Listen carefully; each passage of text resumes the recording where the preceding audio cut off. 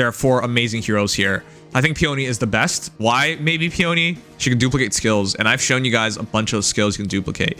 The big ones, Snap, SD Rain Snap from Sayri. Another big one is Dimitri, which is on this banner for no quarter. And you can also duplicate Prime, which is really badass. But yeah, there's so much you can duplicate. She's the most important hero, I think. And as a refresher, as a really good refresher, you can never go wrong with getting more refreshers. Having them in every single season, in every game mode, they're really good. And she's not just a refresher, she's a good fighter as well. Damage reduction, stats, not the best fighter, obviously, but like 45 speed base with 56 attack, which just means 40 attack base. And then, yeah, not a bad fighter, all things considered. Anyways, really nice pickup is Peony. However, if you were trying to make a plus 10 hero, it's Alear, because Alear scores as a 200. This is why I say that all my orbs, I need to MLB Alear. It is not a choice. 200 BST is amazing for scoring. This would be my highest score, and I do not have a fire legendary. So currently I have 424 orbs saved. I should have 500 by the time I pull. This is the most important hero of this banner, IMO. True Brave weapon on both hits. Slaying with Pledge with Dragon Blast means tons of damage, and bypassing with damage reduction. 4% damage reduction as well, and a ton of extra stats based off of game titles of allies. Now, also, Disrupt 4 is also really nice to have as well. Great to fodder away as well, if you can stomach not trying to plus 10 Alear. But yeah, Finish 4, Disrupt 4, Pledge is a very expensive and very nice skill kit. Anyways, incredibly fast, 47 speed, ties her for the fastest in the game. 52 attack, which is actually 41, is really nice as well.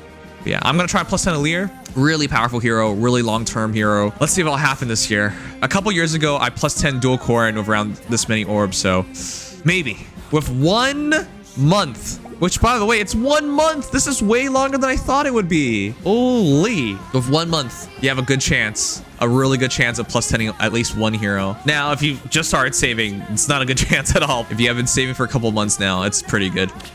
With that said though, Dimitri's really good because he goes in, hits something, and then triggers Panic Smoke 4 with the buffs from Blue Yo Axe. With Panic Smoke 4, gets you enough to trigger Prime, and because Blue Yo Axe has Vantage and instant no quarter, the idea is once he triggers everything, he goes in, kills, and then he just no quarter spams anything that tries to attack him. It's not perfect though. You can beat him. You can beat him straight up if it's like a red hero versus Dimitri who outspeeds him. Or you do non-counter attack. Either it's a status or you can just attack him like that, and then he can also lose from that. So a lot of Dimitris I've seen have lost in the gap because that takes away his ability to counterattack, or he gets swept. Like Veronica can sweep him as well. Yeah, he's a good hero though. Pull 40 Dimitri before pulling 1 Alear Nim Flappy. You could.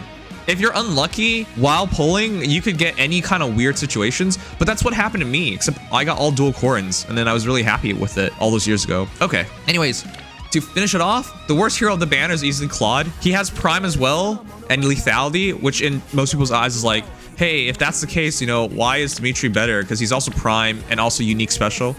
Well, it's inheritable specials, but that's a really good special, long-term special. It's just Claude doesn't really work well anymore because he can get scowled. And once he gets scowled, he doesn't get instant lethality. And without that fast lethality, he's beatable. And Oath 4 is good. It's really good actually, but the fact that we have the new compile manuals means it's not such a big deal. You can get Oath from other heroes as well. Yeah.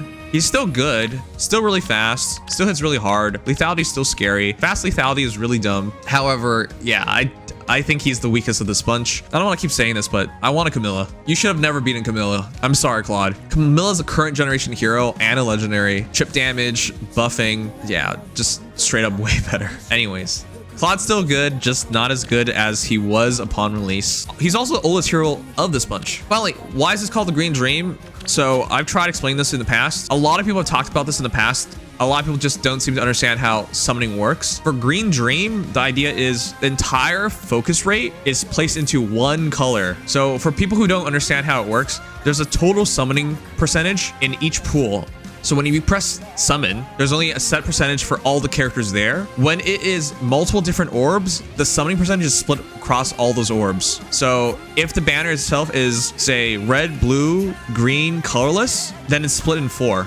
That's how it works. But when you have all of one color, there is no splitting. The focus rate is just in one color. So this 3% is only in green. That's why it's called the Green Dream, or Dream any scenario, because it's a focus rate. With that said though, that leads to the best percentages ever when you summon.